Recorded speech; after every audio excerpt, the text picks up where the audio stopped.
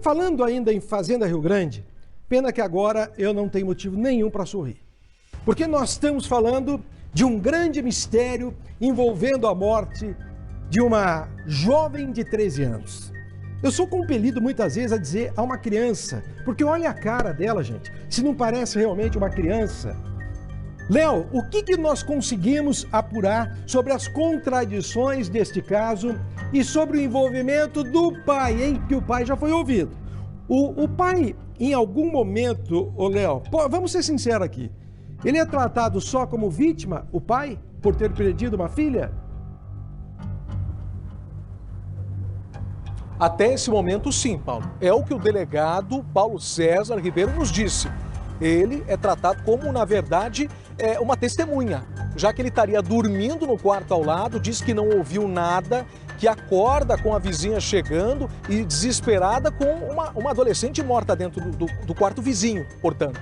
E ele se assusta diante daquela situação, aí eles chamam a polícia e aí ele vai tentando entender. Eu conversei com algumas testemunhas que disseram que ali no local do crime, minutos após a descoberta da morte, o pai já dizia, olha, eu acho que quem fez isso foi o fulano, o Henrique, que agora a gente começa a descobrir pelo menos o primeiro nome dele. O Henrique, José Henrique, que é caminhoneiro, veio aqui no churrasco, foi ele que fez isso. Até porque ele que tinha saído com o carro do próprio pai, ou seja, tinha furtado o carro, depois abandonaria o veículo quilômetros à frente. Ou seja, tudo se juntou, ele já disse, não, foi ele, eu tenho certeza. Agora, o porquê disso? Admito, Paulo, não está claro, embora a Polícia Civil tenha uma possível motivação. Antes até da gente trazer a palavra do delegado e o avanço deste inquérito, nós temos também a palavra curta do pai que falou com a imprensa rapidamente, bastante abalado, logo na saída da delegacia, quando prestou depoimento no início dessa tarde. Vamos acompanhar. Eu não quero maltratar vocês, porque eu sei que eu trabalho de vocês também. Não, hoje não. Hoje eu não consigo. Hoje eu já dei meu depoimento aqui na delegacia, então eu não posso falar para vocês que eu tenho que ficar remendando coisa. Não, o que é certo é certo. Então vocês vão ter uma entrevista comigo. Pode ficar tranquilo, tá? Tranquilo. Cheguei agora, fui lá enterrar minha filha, então... Ou vocês acham que é fácil para mim isso? Não é, né?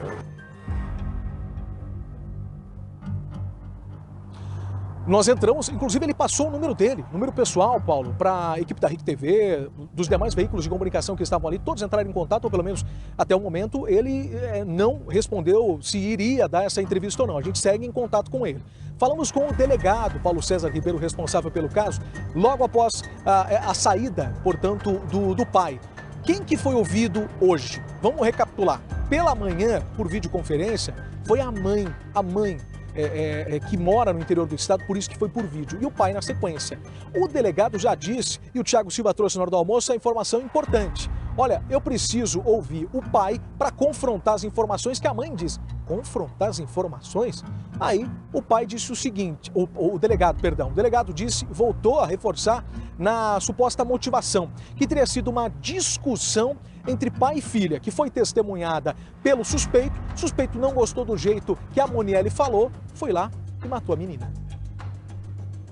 Teria acontecido ali uma discussão ali no momento dessa confraternização dentro da casa da vítima, né? Essa discussão envolveu ali provavelmente uma repressão entre o pai e a filha e a vítima, que o autor teria sentido as dores do pai em razão dessa repressão que o pai deu e talvez entre a resposta que a vítima tenha dado ao pai. As investigações ela apontam justamente para essa motivação, né? E a gente acaba excluindo, pelo menos até o momento, até o resultado da perícia, a questão dos crimes sexuais que a vítima poderia ter sido sofrida. O que a gente sabe é que provavelmente teve alguma luta corporal em razão ali dessa presença de sinais na vítima, na mão principalmente. Vamos para o português claro, Paulo. O que aconteceu? Que discussão seria nesse momento? Nós temos ali, na verdade, uma palavra torta, um disse-me-disse que foi errado, ou pelo menos na visão deste convidado, desse recente amigo, podemos dizer entre aspas assim, ele não teria gostado do jeito que a menina falou com o pai. Ele teria feito até um comentário mais ou menos assim, Ah, se fosse a minha filha, eu não deixaria ela falar com você desse jeito. Mas o delegado diz o seguinte, que o pai, ele não teria encarado como uma provocação, como uma ofensa. Ô, Léo, mas aí nós peraí. conversamos com exclusividade e você acompanha aqui no Cidade Alerta. Paulo, a gente vai trazer em instantes, portanto, a entrevista de uma pessoa muito próxima da Monielle, Paulo. Deixa eu ver essa entrevista exclusiva conseguida pelo Cidade Alerta, pela RIC TV Record. Nós conversamos com a família da menina morta. Eu tô achando um pouco estranho, esse pai muito frio, esse pai estranho, quer dizer, o cara que não era amigo agora sai na defesa dele, mata a filha dele. Tá meio confuso a história, não tá não? Deixa eu ver esse depoimento exclusivo aí. Meu marido atendeu, né? Daí ele passou o telefone pra mim. Daí ela falou assim, preciso falar com você, aconteceu uma tragédia. E daí ela falou, mataram com meu irmão. Aí eu liguei pra minha filha, a gente ir até a casa da minha mãe, pra ela poder falar pra minha mãe, porque eu não, como que eu vou dar uma notícia dessa, minha mãe por ligação? Aí ela já me ligou, já, desesperada. Ô, Léo, o que você entendeu dessa conversa exclusiva de uma menina que, a toda evidência, não acha certo que a menina de 13 anos tivesse saído de casa, largado a família lá na cidade? É Ortigueira a cidade dela, ô Telêmaco Borba? Isso. Ortigueira, fica bem próximo de Telêmaco Borba, onde efetivamente aconteceu o velório, né, e o sepultamento da Monielle. Mas o que a gente tem aí é uma irmã preocupada, Paulo. Preocupada porque ela disse o seguinte, ela até representa a mãe, ela diz a mãe até queria falar, mas não consegue por conta de toda essa situação. Mas diz o seguinte, a família estava preocupada porque a Monielle, ela disse que estava feliz com o pai, disse que estava bem, disse que fazia o que queria, mas ao mesmo tempo a mãe queria colocar rédeas naquilo, porque tinha medo do que poderia acontecer, até mesmo do que ela poderia ser exposta. E aí a irmã conta o seguinte, que dentro de casa, lá em Ortigueira, a mãe era uma mãe linha dura. Dizia, não vai sair não vai ficar até tarde na rua, não. Estudo, vai sempre focar nos estudos e ficar em casa aqui, nada de ficar na rua o tempo todo. E aí ela conta como é que era a Monielle. Vamos ver o que ela diz, como é que era esse comportamento e quem que era a Monielle, já que a gente está conhecendo ela a partir de agora. Ela era alegre, uma menina cheia de sonhos. Ela é muito estressada, sabe? Mas ela era alegre, sempre amorosa, bastante amorosa. Com a minha mãe, comigo, com meu irmão mais novo.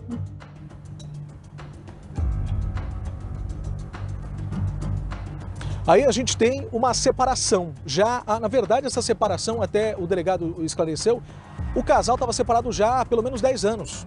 Mas eles tinham uma relação a princípio boa entre pai e mãe, viviam ali próximos na região de Ortigueira, mas o pai decide se mudar para a região de Curitiba em um primeiro momento. E aí a Monielle fala, eu vou morar com meu pai, mãe. E a mãe não deixa no primeiro momento, só que aí meio que perde o controle, porque a menina fala, não, vou passar férias lá, e aí fica morando com o pai. Vamos acompanhar. Minha mãe, ela não era casada quando minha irmã foi morar com o pai dela, que não foi por relação não se dava bem com o padrasto, não foi. Minha irmã e minha mãe sempre tiveram uma relação muito boa. Minha irmã foi morar com o pai dela em questão de liberdade, porque com a minha mãe controlava ela. Tinha regras, não podia sair a hora que queria, não podia fazer o que queria. Minha mãe sempre exigiu, sabe, que tanto dela quanto de mim, que a gente fosse pessoas assim que dessem satisfação das coisas que faziam, sabe? E minha irmã, querendo ou não, o pai dela tentando suprir a falta que ele fez por muitos anos, né? Porque minha mãe a minha irmã era pequena, ele certamente deu a liberdade para ela, né? Ela podia sair, ela ficava sozinha lá, ela foi passar o período de férias e falou que queria ficar morando com o pai. Essa palavra, Paulo, liberdade, o que a menina dizia para a mãe, não, em Curitiba, em Fazenda Rio Grande, eu vou ter liberdade, vou poder fazer o que eu quiser. Pelo menos era isso o que ela dizia para a família. E aí a gente também conversou com a irmã da Monielle, que falou um pouco do que ela sentia com relação ao Silvio, o pai da Monielle, já que ele, na verdade, não é o pai, né, da irmã, mas sim apenas da Monielle. Contou um pouco também dessa relação que ele tinha com o restante da família. às vezes minha irmã falava, mãe, eu quero voltar embora. Aí minha mãe ia, arrumava, ia no conselho, pegava carro, e na hora dela vir embora, ela falava que não ia embora, que não ia voltar embora mais, que não ia passar mais o endereço. Minha mãe lutou para ter minha irmã de volta. Ela lutou pela minha irmã, tentou, fez de tudo que ela podia, que ela não podia para trazer minha irmã. Foi no conselho, advogado, foi em tudo, sempre procurou tentar trazer minha irmã de volta. Só que minha irmã não quis. E o que a justiça dava para ela de resposta? Minha irmã tinha 12 anos. Ela já podia escolher com quem morava. Ela já tinha certa decisão, que ela sabia o que ela estava fazendo. Que ela podia escolher morar com o pai. Vocês vejam o absurdo da história. Uma mãe não querendo que a sua filha ficasse com liberdade total, preocupada com o futuro dela, com a não exposição, que é uma das palavras que o Léo aqui utilizou, procura o Conselho Tutelar. O que é o Conselho Tutelar? Conselho Tutelar é para exatamente defender os direitos, não é? A proteção dos menores, segundo o Estatuto Menor do Adolescente. Para isso que existe o Conselho Tutelar, diz, não, mas pera lá, ela tem 12 anos, 13 anos, ela já tem o direito de escolha. E aí vejam que esse direito de escolha dessa menina resultou em que a mãe não a teve, mas recebeu a filha num caixão para o velório. Veja a situação. Ô, Léo, eu ainda não consegui pegar o fio da meada com relação, eu volto a repetir, com relação ao pai. O pai já conhecia realmente o assassino de outros carnavais ou conheceu naquele dia num bar? Essa informação está desencontrada, Paulo. Porque o delegado disse segunda, terça, quarta-feira, hoje, portanto, que eles tinham se conhecido no dia, horas antes do crime acontecer, na distribuidora de bebidas, conversar, e aquilo tudo que a gente já falou e não é novidade para ninguém.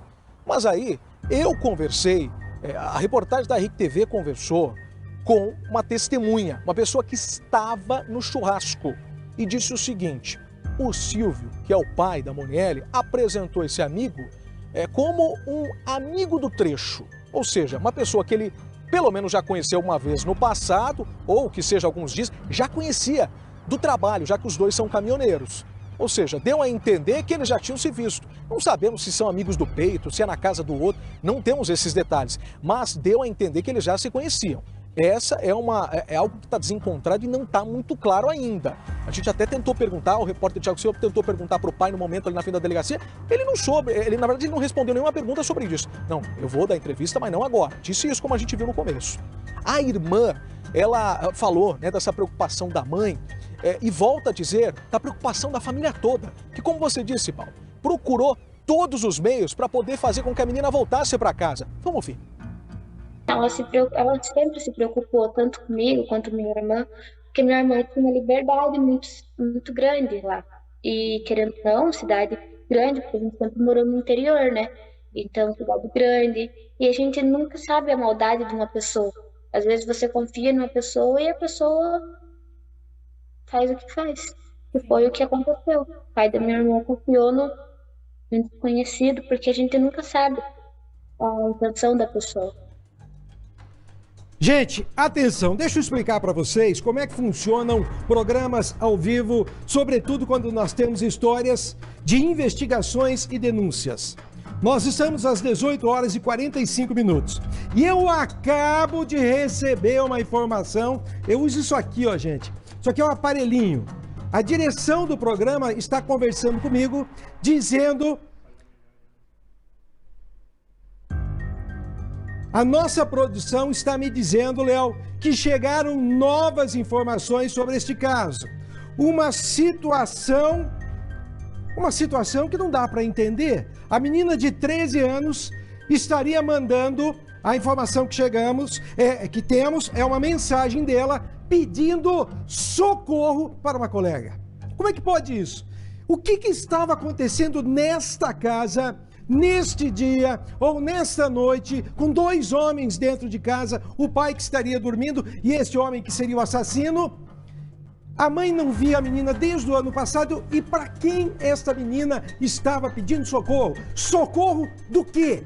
Esse é o carro do pai, que o cara depois fugiu com ele. Volta a lembrar, você que chega nesse momento no Cidade. O crime aconteceu na Fazenda Rio Grande, a menina foi morta na casa do pai, o pai levou para dentro um homem que a gente não tem certeza se já era um velho conhecido ou não, se conheceram ali no bar e o porquê ele levou para dentro de casa. E me chama muita atenção que este homem de amarelo aí, que é o homem que é procurado, caminhoneiro do estado de São Paulo, que ele teria então ficado indignado com a menina porque ela teria discutido com o pai. Mas espera lá, vocês não eram nem grandes amigos, por que ele ficou tão indignado? Saiu em defesa do pai e essa defesa resultou em que a menina foi morta. Lembrem-se que ontem a polícia disse de que a menina tinha sinais de machucaduras nas mãos. Isso significa o quê? Que ela tentou se defender provavelmente. Provavelmente. Não é isso, Léo? Exatamente, Paulo. E você me fez essa pergunta na segunda-feira, com pouquíssimas informações e assim, uma imagem de um corpo desse jeito. Eu estava até perguntando para as pessoas que não eram policiais que encontraram um corpo e disseram, olha, isso chamou atenção. Ela tentou se defender do quê? Foi pega de surpresa? Isso aí tudo deixa todo mundo com a pulga atrás da orelha. E essas informações que você traz, Paulo, exclusivas aqui no Cidade Alerta, um pedido de socorro já coloca a história em outro rumo. Porque, afinal de contas, até o momento a gente tem ali um crime que a princípio seria banal, sem uma motivação muito clara, mas aí a gente vai para outro rumo. A gente volta agora à entrevista exclusiva com a irmã de Moniele, que contou um pouco da relação, não só dela, mas da família como um todo, com relação ao pai, o pai de Moniele, lá no interior do estado. Não sinto raiva dele.